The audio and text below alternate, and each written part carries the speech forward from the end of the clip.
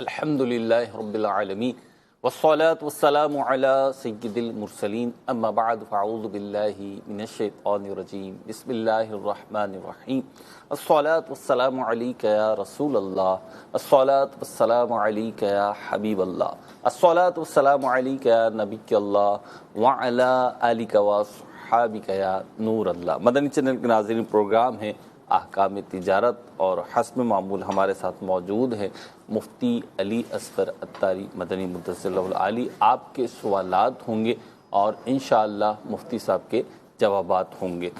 Screen پہ آپ number ملاحظہ فرما رہے ہیں، ان نمبرز پہ آپ کال بھی ریکارڈ کروا سکتے ہیں، اپنی کال بھی ہمیں کروا سکتے ہیں۔ اسی طریقے سے واٹس ایپ وائس نوٹ اور میسیجز کے ذریعے بھی آپ اپنے سوالات بھیج سکتے ہیں، بلکہ ہماری کوشش ہوگی کہ فیس بک لائیو مدنی چینل کا جو پیج ہے وہاں پر اگر کوئی ٹیکسٹ میسیج آتا ہے اور ویلڈ سوال ہوتا ہے تو انشاءاللہ وہ بھی شامل سلسلہ کرنے کی نیت ہے۔ ہمارا سلسلہ کیونکہ تجارت سے ریلیٹ کرتا ہے اور تجارت انسانی زندگی کے ان کاموں سے ہے کہ جب زندگی شروع ہوئی تو یہ تو پتہ ہے زندگی شروع ہوئی اور بہت سارے کام اس کے ساتھ شروع ہوئے، تجارت کب سے ہوئی یہ تو نہیں پتہ، مفتی صاحب بتا سکے تو بتائیں گے، لیکن بہت قدیم کاموں میں سے کام ہے، انسان کی بنیادی ضرورتوں میں شامل ہے اور کام کا بندہ ہی کام کا ہوتا ہے، جو کام کرتا ہے وہی کام کا ہوتا ہے۔ تو ہمارا سلسلہ بھی ایسا ہی ہے کہ ارننگ کے جو مختلف ویز ہیں دین اسلام نے اس کے بارے میں بھی بھرپور ہماری رہنمائی کی ہے، اور ایک مسلمان ہونے کی حیثیت سے جیسے ہمارا چلنا پھرنا، اٹھنا بیٹھنا، کھانا پینا، سونا جاگنا اور زندگی کے مختلف مقامات پہ مختلف ایکٹیویٹیز کو اللہ اس کے رسول کے فرامین کے مطابق ہونا چاہیے، ایسے ہی تجارت کرتے وقت، کماتے ہوئے، اپنی سروسز پرووائڈ کرتے ہوئے جو ہم ارننگ کے مختلف وے اپناتے ہیں، آمدنی کے مختلف ذرائع اپناتے ہیں، وہ بھی شریعت کے تابع ہونے چاہیے۔ تو اگر آپ سمجھتے ہیں کہ آپ جو کام کر رہے ہیں اس کی اسکروٹنی ہونی چاہیے، شرعی طور پہ وہ جائز ہے ناجائز ہے، یا جو کوئی معاملہ درپیش ہے اور آپ کنفیوزڈ ہیں کہ جی اللہ اس کے رسول کیا فرماتے ہیں اس بارے میں اور دین اسلام کی پیاری تعلیمات ہماری کیا رہنمائی کرتی ہیں، تو ہمارا پلیٹ فارم اسی لیے درود پاک کی فضیلت شامل کریں گے اور پھر انشاءاللہ سوال کے ساتھ مفتی صاحب کی بارگاہ میں حاضر ہوں گے۔ نبی رحمت شفیع امت صلی اللہ علیہ وسلم کا فرمان ذی شان ہے، جو مجھ پر ایک دن میں 1000 مرتبہ درود پاک پڑھے گا وہ اس وقت تک نہیں مرے گا، وہ اس وقت تک نہیں مرے گا جب تک جنت میں اپنا مقام نہ دیکھ لے۔ صلو علی الحبیب صلی اللہ علی محمد صلی اللہ علیہ وسلم۔ بڑھتے ہیں کال کی طرف اور پہلی کال شامل سلسلہ کرتے ہیں۔ جی جناب۔ میرا مفتی صاحب سے سوال یہ ہے کہ میں نے نا ایک اپنے کزن کے ساتھ بزنس شروع کیا ہے، ان کا اسپیئر پارٹ کا کام ہے، تو اس میں نے ان کے ساتھ نا 5 لاکھ روپے انویسٹ کیا ہے، تو اب ان کا سامان پہلے زیادہ پڑا تھا، تو پوچھنا یہ تھا کہ اب میرے اوپر جو مال تجارت پہ جو زکوٰۃ بنتی ہے وہ میں اپنے 5 لاکھ کی دوں گا یا ان کا بھی جو سامان پڑا ہے سارا وہ شامل کر کے اس کے آتے حصے پہ زکوٰۃ دیں گے؟ برائے کرم اس کا جواب فرما دیں، جزاک اللہ خیرہ۔ جی مفتی۔ بسم اللہ الرحمن الرحیم۔ ایسا کئی مرتبہ ہوتا ہے کہ ایک شخص ایک سوال پوچھتا ہے، ہم اس سے عرض کرتے ہیں کہ آپ جو سوال پوچھ رہے ہیں یہ تو دوسرا سٹیپ ہے، پہلے سٹیپ پر تو آئیں آپ۔ کئی دفعہ ایسا ہوتا ہے۔ جی۔ کل ہی کوئی مجھ سے پوچھ رہا تھا ایک سوال، وہاں بھی یہی معاملہ ہے۔ دیکھیے، پہلے تو یہ پتہ ہونا چاہیے کہ کسی کے ساتھ جب پارٹنرشپ کرتے ہیں تو اس کا آغاز کیسے ہونا چاہیے، اس کا جو آغاز ہے وہ کیسے ہونا چاہیے۔ آغاز اس کا اس اعتبار سے ہونا چاہیے کہ آپ کا ریشو اور اس کا ریشو پتہ ہو کیا ہے۔ آغاز اس اعتبار سے ہونا چاہیے کہ 2 طرفہ لیکوڈ ایسٹ ہوں، یعنی رقم ہو، یہ نہیں کہ ایک طرف سے سامان ہے اور ایک طرف سے رقم ہے۔ اگر ایک طرف سے سامان ہے تو پھر اس کی صورتیں بنتی ہیں، کس طرح اس کو کیا جاتا ہے یہ کرنا ضروری ہے۔ تو اوورآل تو یہ واضح نہیں ہے کہ آپ نے غلط طریقہ ہی اختیار کیا، ہو سکتا ہے طریقہ آپ نے صحیح اختیار کیا، اور یہ تو ایک ویسے ہی آپ بتا رہے ہیں، یعنی ایک پاسبلٹی یہ ہے کہ اس دکان میں 2 فائلیں چل رہی ہیں۔ ٹھیک ہے۔ ایک جو پرانا سامان ہے وہ الگ سے اس کو ٹریٹ کر رہے ہیں، جی۔ کچھ نئے آئٹم ڈالے ہوں گے، ان دونوں نے پیسے ملا کے وہ دوسری فائل سے اس کو مینیج کر رہے ہوں گے۔ ٹھیک ہے۔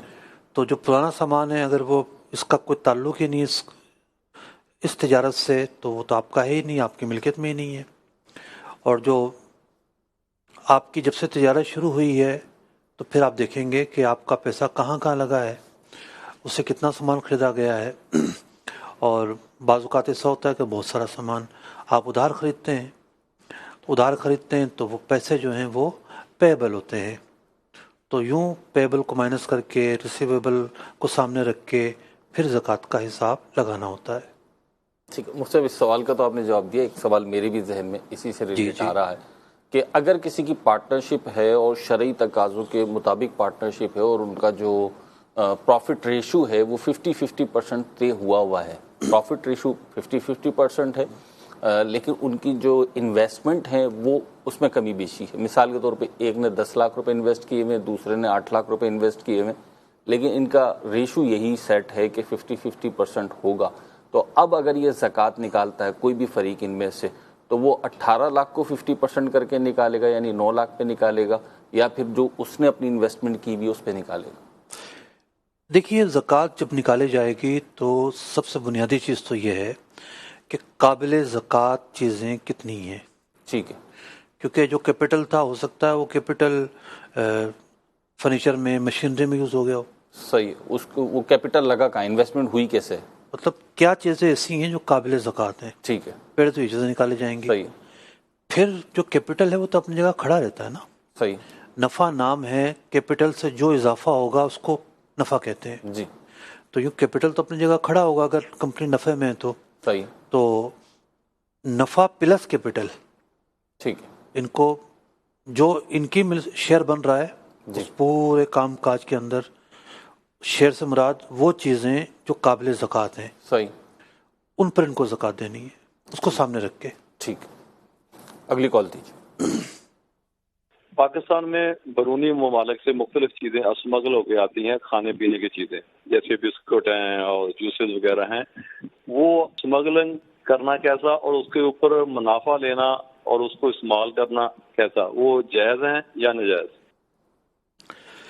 دیکھیے ایک ہوتا ہے کسی ایکٹیویٹی کا غیر قانونی ہونا اور ایک ہوتا ہے پروڈکٹ کا حلال ہونا. اگر کوئی بسکٹ ہے تو بسکٹ تو حرام نہیں ہو جائیں گے, بسکٹ تو حلال ہی رہیں گے. اب ہے اس سسٹم کے اندر پڑھنا, اس سسٹم کا حصہ بننا. تو جو چیزیں غیر قانونی ہوتی ہیں اس سسٹم کا حصہ نہیں بن سکتے. کسی وقت بھی پولیس آئے گی اور اٹھا کر لے جائے گی, چلو بھائی آپ تو اسمگلنگ کا مال بیچ رہے ہیں, ڈیوٹیز ادا نہیں کی, آپ نے ٹیکس ادا نہیں کیے. 70 طرح کے جو محکمے ہیں وہ ان کے پاس آپ جواب دہ ہوں گے. تو ایسے کام میں ہاتھ بالکل بھی نہیں ڈالنا چاہیے. اگلی کال تھی. جیسے آپ نے فرمایا کہ اس کام میں ہاتھ نہیں ڈالنا چاہیے, اور ایک تقسیم بھی فرمائی آپ نے, قانونی کی اور شرعی کی آپ نے تقسیم فرمائی. ہم دیکھتے ہیں کہ اس وقت اگرچہ کاروبار کے مواقع یا جو کیفیات ہیں وہ بڑی تبدیل بھی ہوئی ہیں, اس میں وسعت بھی آئی ہے, لیکن ایک مسلمان ہونے کی حیثیت سے جب میں دیکھتا ہوں تو ایک مسلمان کے اوپر تو پہلے یہ انسٹرکشنز ہیں کہ جو اللہ اس کے رسول نے احکامات ارشاد فرمائے ان کو فالو کرنا ہے. پھر اگر وہ کسی ملک میں رہتا ہے اور وہاں پہ کوئی ایسے قوانین بھی ہیں کہ وہ ایسے کاروباری طریقہ کار کو منع کرتا ہے کہ جو شرعاً اگرچہ ناجائز نہ بھی ہو, یعنی وہ گناہ کا کام نہ ہو, لیکن قانون روک رہا ہے, تو اب ایک طبقہ تو رک جاتا ہے اور اسے رکنا ہی چاہیے, ظاہر سی بات ہے مسلمان ہونے کی حیثیت سے. لیکن میں ایک سوال کر رہا ہوں آپ سے کہ وہ تو رک گیا, لیکن دیگر افراد ان مواقع کو استعمال کرتے ہیں, اور بعض اوقات تو ایسا بھی ہوا, اس کی مثالیں ہیں سر دست تو میرے ذہن میں نہیں ہے لیکن موجود ہیں, کہ وہ کام کرنے والے افراد جو ہیں وہ آگے نکل گئے, ایک تو مالی طور پہ بھی آگے نکل گئے, اور بعض اوقات وہ چیزیں جو ہیں وہ لیگل بھی کر دی گئیں, ریگولائز کر دی گئیں, اور وہ اس فیلڈ میں کیونکہ ماہر ہو چکے تھے تو وہی پھر جم گئے. تو لگتا نہیں ہے کہ اس سے رکاوٹ آ جاتی؟ ہر چیز ایسے نہیں ہوتی کہ وہ ریگولائز کر دی جائے. میرے سامنے بہت سارے چہرے گھوم رہے ہیں, بڑے معزز ہیں جی, لیکن کب ان کو ایف آئی اے کے یہاں جواب دہ ہونا پڑا, کب اس کو فلاں محکمے کے یہاں جواب دہ ہونا پڑا, کب اس کو جیل جانا پڑا, کب کیا کرنا پڑا. تو بات یہ ہے کہ جو لوگ فکر نہیں کرتے, تو اب کتنے لوگ ایسے ہیں جو نماز ہی نہیں پڑھتے. جی, مسجدیں نمازیں ہو رہی ہیں, مسجدوں میں اذانیں ہو رہی ہیں, لیکن مسجدیں 2 صف بنی ہوئی ہیں, مسجدوں میں نہیں پڑھ رہے لوگ نماز. جی, بات یہ ہے کہ صحیح اور غلط بتانا تو ہمارا کام ہے. صحیح. اب صحیح اور غلط کو سامنے رکھ کے زندگی گزارنا کتنے فیصد مسلمان گزارتے ہیں، اور پھر ہر مسلمان اپنی زندگی میں عملیت کو کتنا زیادہ داخل کرتا ہے، یہ اب اس کا ایک انفرادی معاملہ ہے، اور انفرادی معاملے کے تعلق سے ترغیب دی جا سکتی ہے، ڈرایا جا سکتا ہے، اور شریعت کے احکام بیان کیے جا سکتے ہیں۔ انسان راہ راست پر آتا ہے۔ جو آپ بتا رہے ہیں یہ بھی ایک دنیا ہے، اور کچھ وہ بھی ہوں گے جو شکر ادا کرتے ہوں گے کہ ہم اس سسٹم کا حصہ نہیں ہے۔ میں ایک صاحب کو جانتا ہوں، وہ بروکریج ہاؤس تھا ان کا شیئر مارکیٹ میں، جی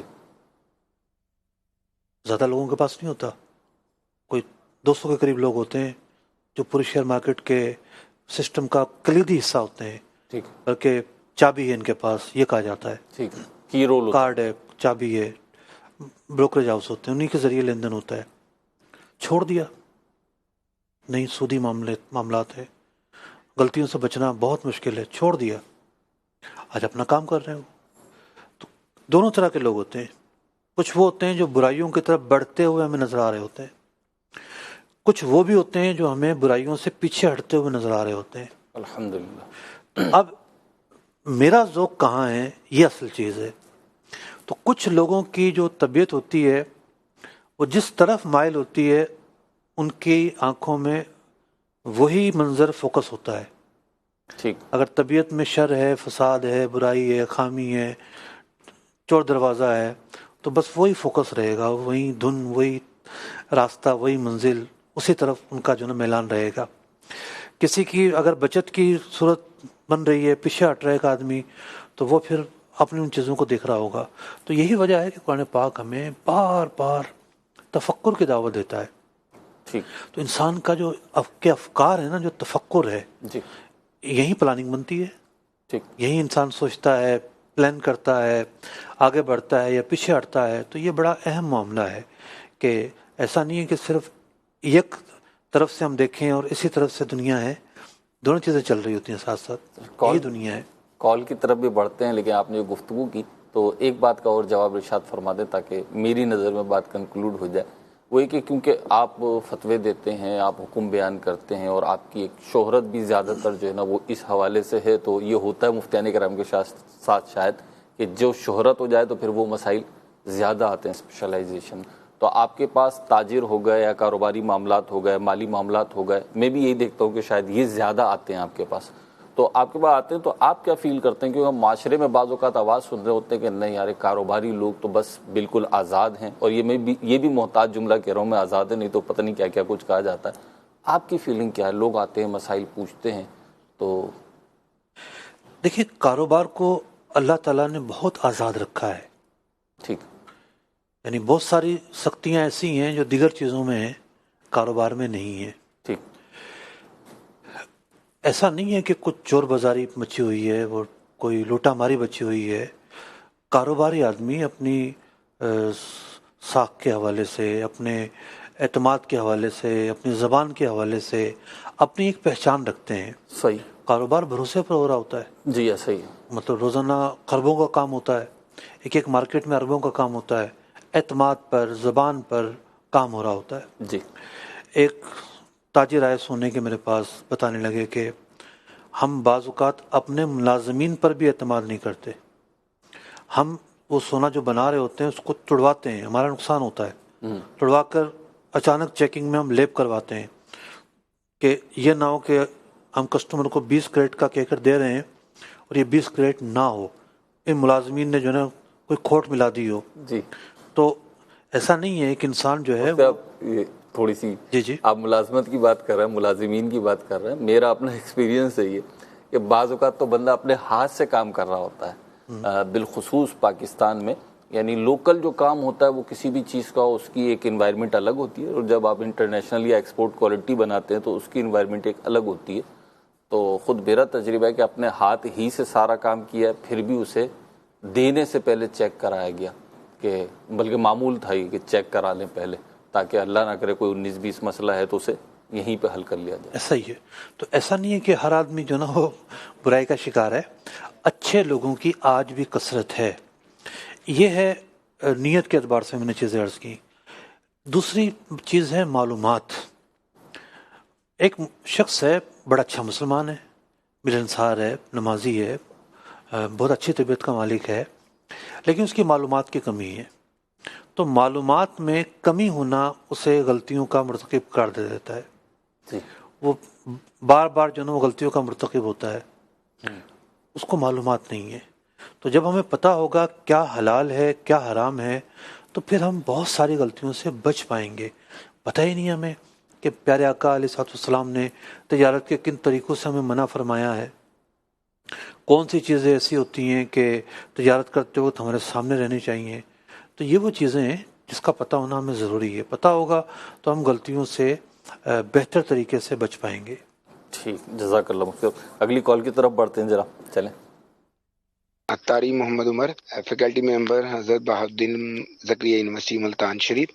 میری مفتی صاحب کی خدمت میں گزارش ہے کہ مختلف قسم کے ماڈلز جو ہمارے سامنے آج کل بڑی شد و مت کے ساتھ آتے ہیں, جبکہ بہت پہلے تقریباً 2 دہائیاں پہلے یہ MLM ملٹی لیول مارکیٹنگ کے نام سے بھی یہ چیزیں بہت تیزی کے ساتھ پھیلی تھیں, اور اس وقت بھی ہمارے علماء کرام نے اس پر بڑی واضح طور پہ دلیلوں کے ساتھ اس کے بارے میں فتاوی جاری فرمائے تھے.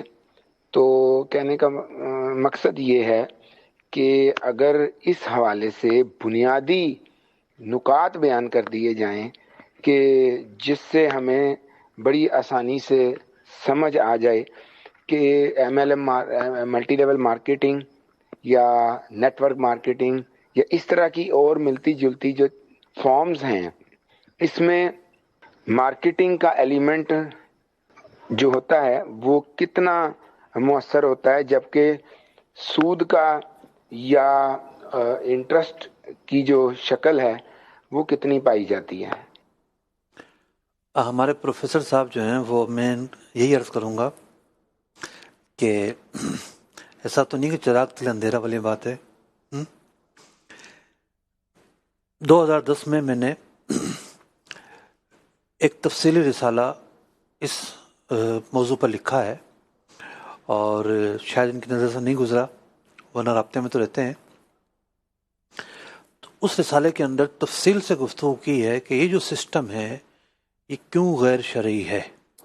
اس میں ڈیفرنٹ جو وجوہات ہیں وہ تفصیل کے ساتھ بیان ہوئی ہیں, اور اس کے بعد بہت ساری کمپنیاں اور بھی آئیں جنہوں نے اسی طریقے پر کام کیا, آج بھی چل رہی ہیں. روزانہ لوگ پوچھ رہے ہوتے ہیں, لیکن میں نے یہ سوچ کر یہ سارا لکھا تھا کہ میرا اس موضوع پر یہ پہلا اور آخری رسالہ ہوگا.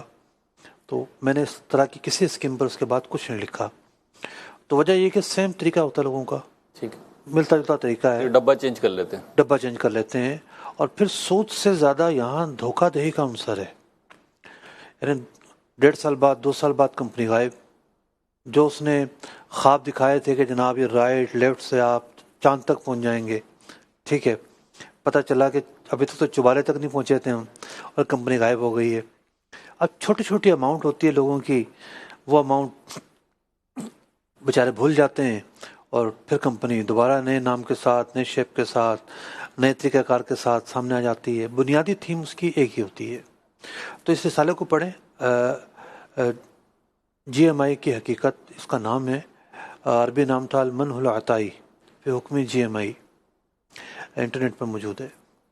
فیس بک پہ بھی آپ نے لنک ڈالا ہوا ہے, اگر سرچ کریں گے تو مفتی صاحب کا جو فیس بک پیج ہے مفتی علی اصغر کے نام سے, وہاں پہ بھی اس کا لنک مل جائے گا, آپ سافٹ کاپی اس کی ڈاؤن لوڈ کر سکتے ہیں. اگلی کال کی طرف بڑھتے ہیں. جی, مفتی صاحب کی بارگاہ میں عرض ہے, آج کل آن لائن کام کی طرف رجحان زیادہ ہے. اس میں ایک GBOB یعنی guest blog out reach business ہے. اس میں ایک شخص اپنی نیو ویب سائٹ یا بلاگ کے آرٹیکل کو ایک رینک والی ویب سائٹ کے اوپر کی ٹریفک زیادہ ہے یا وہ گوگل کے اوپر پہلے پیج پہ رینک ہوتی ہے, اس ویب سائٹ پر آرٹیکل لگواتا ہے. اسے گیسٹ پوسٹ کہتے ہیں, اور تاکہ اس کی ویب سائٹ بلاگ کے آرٹیکل اس ویب سائٹ یا بلاگ پر زیادہ ٹریفک آئے اور پہلے پیج پر رینک ہو سکے. اور اس میں 3 بندوں کا کردار ہوتا ہے, کلائنٹ, سروس پرووائڈر اور وینڈر. کلائنٹ وہ جو اپنی گیسٹ پوسٹ لگوائے گا, اور وینڈر جس کی ویب سائٹ کے اوپر ہم गेस्ट पोस्ट लगवाएंगे। और सर्विस प्रोवाइडर वो जो तीसरा बंदा क्लाइंट की गेस्ट पोस्ट वेंडर की वेबसाइट के ऊपर लगवाएगा। तो वेंडर के साथ जो है हम पहले तय कर लेते हैं $5 या $10 में, जितने में वो अपनी वेबसाइट के ऊपर इजाज़त दे लगाने के लिए। और उसके बाद जो है फिर हम क्लाइंट के साथ तय करते हैं $40 प्लस $50, जितने में तय हो जाए। तो इसमें ये अर्ज करनी थी कि इसमें कौन कौन सी वेबसाइट की गेस्ट पोस्ट को हम लगवा सकते हैं, या हर प्रोडक्ट की वेबसाइट को लगवा सकते हैं, या जो जायज़ हैं और नाजायज़ हैं इसकी रहनुमाई फरमा दें। ठीक है जी, मुफ्ती साहब से लेते हैं। बड़े अच्छे तरीके से सवाल किया है इन्होंने। तो वेंडर शायद ये उनको कह रहे हैं कि जिसकी वेबसाइट है, और देखिए बुनियादी तौर पर तो ये काम यूं है कि कोई वेबसाइट जो अपनी वेबसाइट है उसको मुहैया कर रहा है कि आप इसको इस्तेमाल करते हुए अपना कोई भी मवाद वो इस पर लगाएं और उसका मुझे मुआवजा दें। तो ये जो काम है हमारे उर्फ के अंदर काबिल मुआवजा काम है। और एक बात तय है कि इस काम के अंदर जो भी कंटेंट शेयर होगा वो कंटेंट जायज़ होना चाहिए, हलाल होना चाहिए, दुरुस्त होना चाहिए। अब मिसाल के तौर पर किसी ने अपनी शराब की कंपनी का कंटेंट डाल दिया, अब इसके किसने दलाली की यानी ब्रोकरी की, ठीक है, तो ये जायज़ थोड़ी होगा। तो यूँ कंटेंट का दुरुस्त होना ज़रूरी है। कंटेंट अगर दुरुस्त है तो आप किसी को रेफ़र कर सकते हैं, ऐसे क्लाइंट को आगे बढ़ा सकते हैं, और वेंडर का नफ़ा लेना, ब्रोकर का ब्रोकर लेना, क्लाइंट का मुआवजा देना, ये जो तीनों चीज़ें हैं इस सूरत में जायज़ होंगी। ठीक, मुफ्ती आपने लफ्ज़ इस्तेमाल किया, इनके सवाल में तो नहीं था, लेकिन ये जो ब्रोकरी की किस्म है कि ये एक वेबसाइट को दूसरी वेबसाइट पर लिंक करवा रहे हैं और वहाँ पर एडवर्टाइजमेंट करवा रहे हैं, और बीच में जो फ़र्द है, जैसे कि इन्होंने बयान किया कि जिस वेबसाइट पर लगा रहे हैं वहाँ से $10 में मिसाल के तौर पर तय कर ली, और जिसका लगवा रहे हैं उससे 20, 30, 40, 50 जो भी है वो रकम उन्होंने डॉलर में तय कर ली, और अब उसको तो $10 दे रहे हैं लेकिन यहाँ से $50 ले रहे हैं और $40 जो है ये रख रहे हैं, तो ये इनका अमल जायज़ होगा? देखिए, एक इजमाली जवाब दिया मैंने कि इस सिस्टम के एतबार से तो ये ठीक है, सही। अब इसकी जो तफरियात और जुज़ियात हैं मज़ीद तफसील आने पर मज़ीद उसकी वजाहत होगी। ठीक। असल मामला ये है कि मिसाल के तौर पर वो स्पेस ले लेता है, सही है, तो वो स्पेस ले लेता है तो वो स्पेस अब उसका है, ठीक है, अब वो किसी और को ये स्पेस जितने में मर्जी दे। सही। ये अब डिजिटल जो ना वो चीज़ें आ गई हैं सामने, ठीक है, जो अहकाम दिगर चीज़ों के हैं वो बेआईन ही हम मुतबिक नहीं हो रहे, सर्विसेज हैं ये, ठीक है, ये सर्विसेज हैं। सही। अगली कॉल दीजिए। ये मुफ्ती साहब से ये पता करना था कि ये जो इंस्टॉलमेंट का काम है, चीजें लेके देते हैं ना किस्तों पे, मोबाइल मिसाल के तौर पे लेके दिया तो दुकानदार से लेके देते हैं, जिसने लेना होता है उसको दे देते हैं, दुकानदार को पेमेंट कर देते हैं, अपना 20% ऊपर लगा कर ना 10 महीनों के अंदर से फिर वापस लेते हैं। तो इस काम के बारे में मतलब फ्रिज हो गई, इस तरह की चीजें जो भी हैं और भी जो जरूरी चीजें हैं घरेलू इस्तेमाल, ये इस तरह लेके देते हैं किस्तों पे, तो इसके बारे में पता करना था कि ये काम ठीक है। पिछला सवाल हम एक दफ़ा दोबारा सुन लें। पिछला सवाल जी, पिछला सवाल जो ये वेब से मुतालिक था, एडवर्टाइजमेंट से मुतालिक था, ये दोबारा दीजिए। मुफ्ती साहब की बारगाह में अर्ज है, आजकल ऑनलाइन काम की तरफ रुझान ज्यादा है। इसमें एक GBOB यानी गेस्ट ब्लॉग आउटरीच बिजनेस है। इसमें एक शख्स अपनी न्यू वेबसाइट या ब्लॉग के आर्टिकल को एक रैंक वाली वेबसाइट के ऊपर की ट्रैफिक ज्यादा है या वो गूगल के ऊपर पहले पेज पे रैंक होती है, उस वेबसाइट पर आर्टिकल लगवाता है, इसे गेस्ट पोस्ट कहते हैं, और ताकि उसकी वेबसाइट ब्लॉग के आर्टिकल इस वेबसाइट या ब्लॉग पर ज्यादा ट्रैफिक आए और पहले पेज पर रैंक हो सके। और इसमें 3 बंदों का किरदार होता है, क्लाइंट, सर्विस प्रोवाइडर और वेंडर। क्लाइंट वो जो अपनी गेस्ट पोस्ट लगवाएगा, और वेंडर जिसकी वेबसाइट के ऊपर हम गेस्ट पोस्ट लगवाएंगे, और सर्विस प्रोवाइडर वो जो तीसरा बंदा क्लाइंट की गेस्ट पोस्ट वेंडर की वेबसाइट के ऊपर लगवाएगा। तो वेंडर के साथ जो है हम पहले तय कर लेते हैं $5 या $10 में, जितने में वो अपनी वेबसाइट के ऊपर इजाज़त दे लगाने के लिए, और उसके बाद जो है फिर हम क्लाइंट के साथ तय करते हैं $40 प्लस $50, जितने में तय हो जाए। तो इसमें ये अर्ज करनी थी कि इसमें कौन कौन सी वेबसाइट की गेस्ट पोस्ट को हम लगवा सकते हैं, या हर प्रोडक्ट की वेबसाइट को लगवा सकते हैं, या जो जायज़ हैं اور ناجائز ہیں، اس کی رہنمائی فرما دیں۔ آپ کے سوال کے بعد تھوڑا ڈاؤٹ ہو رہا تھا مجھے، لیکن میرے خیال میں میرا جواب کلیئر ہے، جو جواب دیا گیا وہ ٹھیک ہے۔ ٹھیک، اب اگلا سوال چلائیں۔ یہ مفتی صاحب سے یہ پتہ کرنا تھا کہ یہ جو انسٹالمنٹ کا کام ہے، چیزیں لے کے دیتے ہیں نا قسطوں پہ، موبائل مثال کے طور پہ لے کے دیا تو دکاندار سے لے کے دیتے ہیں، جس نے لینا ہوتا ہے اس کو دے دیتے ہیں، دکاندار کو پیمنٹ کر دیتے ہیں، اپنا 20% اوپر لگا کر نہ 10 مہینوں کے اندر سے پھر واپس لیتے ہیں۔ تو اس کام کے بارے میں مطلب فریج ہو گئی، اس طرح کی چیزیں جو بھی ہیں اور بھی جو ضروری چیزیں ہیں گھریلو استعمال کی، یہ اس طرح لے کے دیتے ہیں قسطوں پہ، تو اس کے بارے میں پتہ کرنا تھا کہ یہ کام ٹھیک ہے؟ یہ لے کے دیتے ہیں کیا مطلب ہے؟ اس سے اصل میں ایک تو بزنس چل رہا ہے ہمارا، دکانوں پر آؤٹ لیٹس بنائے ہوئے لوگوں نے اپنے، اور وہ وہاں پہ آپ جو بھی چیز خریدتے ہیں تو 2 آپشن ہوتے ہیں، چاہے تو کیش پہ خرید لیں، چاہے تو آپ ادھار پہ قسطوں پہ لے لیں۔ لیکن ایک اور چیز ہے کہ اس وقت حالات جو معاشی حالات ہیں، تو جن لوگوں نے سیونگ کی ہوئی ہے وہ کہیں انویسٹ کرنا چاہتے ہیں، تو انہیں انویسٹمنٹ کا کوئی معقول ذریعہ نہیں مل رہا ہوتا، تو ایک یہ ذریعہ بھی انہوں نے اپنایا کہ جیسے میں ہوں، مجھے کوئی چیز مثال کے طور پر موبائل فون ہی خریدنا اور میرے پاس رقم نہیں ہے، تو میں کسی سے کہتا ہوں کہ جی آپ لے دو مجھے، تو دکاندار تو مجھے قسطوں پہ نہیں دے رہا ہے، میں اس سے لینا نہیں چاہ رہا کسی بھی وجہ سے، تو آپ لے دو، 80,000 کا موبائل ہے اور میں آپ کو 20% مزید ڈال کے 96,000 کا لے لوں گا، لیکن میں آپ کو 10 مہینے میں پیمنٹ کروں گا۔ اب یہ شخص جو ہے، تیسرا شخص جو ہے، یہ دکاندار سے خرید کے مجھے دے دیتا ہے، اس نے کیش میں خریدا دکاندار سے اور مجھے دے دیا، اور پھر میں نے قسطوں میں اس کو پیمنٹ کر دی۔ یہ طریقہ کار ٹھیک ہے اگر کوئی غیر شرعی خرابی خارجی طور پر نہیں پائی جاتی، تو بنیادی طور پر تو اسے عقد مرابحہ کہتے ہیں، کہ ایک شخص جو ہے وہ کوئی چیز خریدتا ہے، اپنی لاگت شو کرتا ہے، مجھے اتنے کی پڑ رہی ہے، میں اتنے کی رکھ کے آپ کو بیچ دوں گا، تقاضے پورے کرے، پہلے وہ خریداری کرے تھرڈ پارٹی سے اپنے لیے، اپنی ملکیت میں چیز آ جائے گی اس کی، پھر اپنا قبضہ لے۔ یہ قبضہ کیسے لے بھی؟ یہ تو دکان پہ پڑی ہوئی ہے، تو قبضہ یوں ہو سکتا ہے کہ جو گاڑی جس پر جو اگلا گاہک ہے جس کو اس نے بیچنا ہے، اس کے گھر یہ جو سامان جائے گا وہ گاڑی اس کی ہونی چاہیے جو انویسٹ کر رہا ہے، ٹھیک ہے، اس کا کرایہ یہ افورڈ کرے، ٹھیک، وہ کرایہ اپنی کاسٹ میں شامل کر لے۔ صحیح ہے۔ تو جب گاڑی پر سامان لوڈ ہوگا تو اس خریدار کا قبضہ ہو جائے گا، صحیح، قبضہ ہونے کے بعد پھر وہ اگلی ڈیل کرے، اگر اس سے پہلے ایک میوچل انڈرسٹینڈنگ ہو جائے، ایک ایم او یو کی حد تک جو ہے بات ہو جائے کہ ہم یوں کریں گے۔ جب مال اس کے قبضے میں آ جاتا ہے تو پھر اگلی ڈیل کرے۔ ایک صورت یہ ہوتی ہے کہ دکاندار اس کے حوالے کر دے کہ ابھی یہ مال ہے تم لے جاؤ، صحیح، لیکن دکانوں پہ رش پڑا ہوتا ہے، مارا ماری ہوتی ہے، عین موقع پہ یہ سب چیزیں نہ کرنا تھوڑی سی غلطی ہو سکتی ہے۔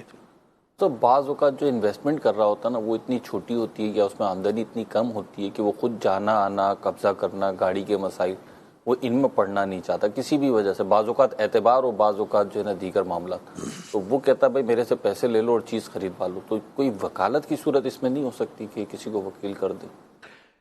دیکھیے بات یہ ہے مہناز بھائی، پچھلے دن ایک دکاندار نے فون کیا نا، جی، تو اس کے ساتھ کچھ اسی طرح کا معاملہ تھا۔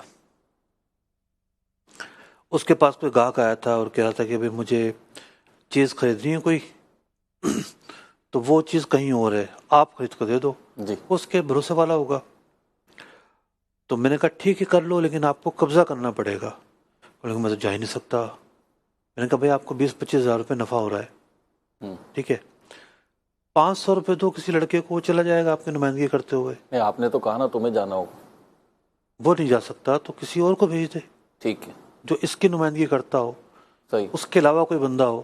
صحیح، نہیں یہ بھی نہیں ہو سکتا۔ میں نے کہا بھائی میرے پاس پھر کیا حل ہے؟ جو شرعی تقاضا ہے وہ تو پورا کرنا پڑے گا نا۔ تو یوں یہاں اب ایک ہے حساس معاملہ۔ حساس معاملہ یوں ہے کہ زندگی میں کبھی ایسا معاملہ کیا نہیں ہے، صحیح، کیسے کرنا ہے، کیا کرنا ہے۔ ایک بندہ کہیں زمین پر رہتے ہوئے، مطلب جس شہر میں رہتا ہے اس شہر میں رہتے ہوئے کسی نئے محلے میں جائے، 10 دفعہ پوچھتا ہے کہاں جانا ہے، کہاں سے مڑنا ہے، راستہ ہے نہیں ہے۔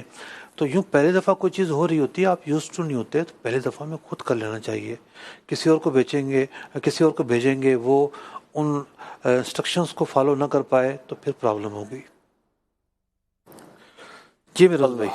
مفتی اب کال لیتے ہیں انشاءاللہ، آخری کال ہوگی ہمارے سلسلے کی. جی جناب. مفتی صاحب کی بارگاہ میں عرض یہ ہے کہ ایک بھینس ایک شخص لے کے دوسرے کو دے دیتا ہے، وہ کہتا ہے کہ آپ اس کو پالو، آپ اس کی پرورش کرو، اور اس میں آدھا حصہ آپ کا ہوگا اور آدھا میرا ہوگا. تو عرض یہ تھی کہ کیا اس طرح مال ایک دوسرے کو لے کے دینا کیا جائز ہے؟ دیکھیے یہ جو طریقہ کار ہے یہ جائز نہیں ہے. اس کی بہت ساری وجوہات ہیں. ایک وجہ یہ ہے کہ بھینس مر جاتی ہے، پھر کیا ہوگا؟ جس نے پالا پوسا محنت کی، اس کی اجرت کہاں جائے گی بھائی؟ تو اجرت اس کی ہے، اس پر رزق پر لگی ہوئی ہے. ہو سکتا ہے اس کو اجرت ملے، ہو سکتا نہ ملے، نفع ہی نہ ہو. تو بات یہ ہے کہ جس کو آپ اجرت پہ رکھ رہے ہیں اس کی اجرت متعین ہونا چاہیے. اس کا آسان طریقہ یہ ہے کہ جتنے میں آپ نے بھینس خریدنی ہے، مثال کے طور پر آپ نے 4 لاکھ کی بھینس خریدنی ہے، 2 لاکھ روپے آپ اس کو قرضہ دیتے ہیں، پھر اس سے واپس لے لیں بھینس کی خریداری کی مد میں. یہ 4 لاکھ روپے ملا کے آپ نے بھینس خریدی اور اب یہ دونوں کی ہو گئی. جو 2 لاکھ روپے اس نے آپ سے لیے تھے وہ اس کا ایک شیڈول طے کر لیں. تو اس طریقہ کار سے بھینس جو ہے آپ دونوں کی ہو جائے گی، دونوں کی پراپرٹی ہے، اس کے ایکسپنس دونوں برداشت کریں، اور اس کے جو منافع اور بینیفٹس ہوں گے، یہ اگر بچہ دیتی ہے دونوں کی ملکیت میں ہوگا، یہ اگر بکتی ہے اور مہنگی بکتی ہے نفع ہوتا ہے تو دونوں اس میں پارٹنر ہوں گے. تو یوں اس طریقہ کار کو اختیار کر کے یہ کام کیا جا سکتا ہے. اگر کسی صورت میں جیسے اندرون سندھ میں غیر مسلم بہت زیادہ ہیں، ہاری وغیرہ کافی مقدار میں ہوتے ہیں، ان کے ساتھ اگر کوئی یہ معاملہ کر رہا ہے تو پھر جس طرح ہوتا ہے اس طرح بھی جائز ہے، کیونکہ قد فاصلہ میں یہ حکم ہے کہ اگر غیر مسلم سے کیے جائیں تو وہ احکام نہیں ہوتے جو ایک مسلمان کے ساتھ کرنے کے ہوتے ہیں. جی چلیے جی، آپ کے سوال کا جواب بھی ہوا، اور ایک ریکویسٹ بھی میں نے آپ سے کرنی تھی. اصل میں ایک میسیج یعنی میسیجز آتے ہیں، ٹیکسٹ میسیج بھی ہمیں لینے کی نیت بھی ہوتی ہے، کوشش بھی ہوتی ہے، لیکن ظاہر ہے وائس میں آپ دیکھتے ہیں کہ جب سوال کیا جا رہا ہوتا ہے تو اس میں بھی بعض اوقات چیزیں رہ جاتی ہیں. تو جب آپ ٹیکسٹ میسیج کر رہے ہیں تو کوشش کر کے اس کو بہت واضح کر کے لکھا کریں کہ پوچھنا کیا چاہ رہا ہے. بعض اوقات ہوتا ہے ایک تو ٹیکسٹ میسیج رومن میں آتا ہے تو اسے پڑھنا اور پھر پڑھ کے سمجھنا اور پھر مفتی صاحب کے سامنے پیش کرنا ذرا مشکل ہوتا ہے. وضاحت میں نے یوں کر دی کہ ٹیکسٹ میسیجز جو آئے ہوئے ہیں وہ میں نے شامل نہیں کیے، اور شامل یوں ہی نہیں کیے کہ وہ سوال سمجھ میں نہیں آ سکا. میں سوال کروں گا، مفتی صاحب کچھ پوچھیں گے تو میرے پاس تو جواب اس کا ہوگا نہیں. تو جب بھی آپ سوال چاہے آپ زبانی کریں، چاہے ویڈیو سوال ہو، چاہے ٹیکسٹ میسیج ہو، کوشش کریں زیادہ سے زیادہ واضح کر کے پرٹیکولر آپ سوال کریں. اللہ تعالی ہمیں علم دین کی برکت عطا فرمائے. پروگرام کا وقت اختتام کو پہنچا. مدنی چینل کی نشریات جاری ہے، دیکھتے رہیے مدنی چینل. صلو علی الحبیب صلی اللہ علی محمد صلی اللہ علیہ وسلم. احکام تجارت، احکام تجارت.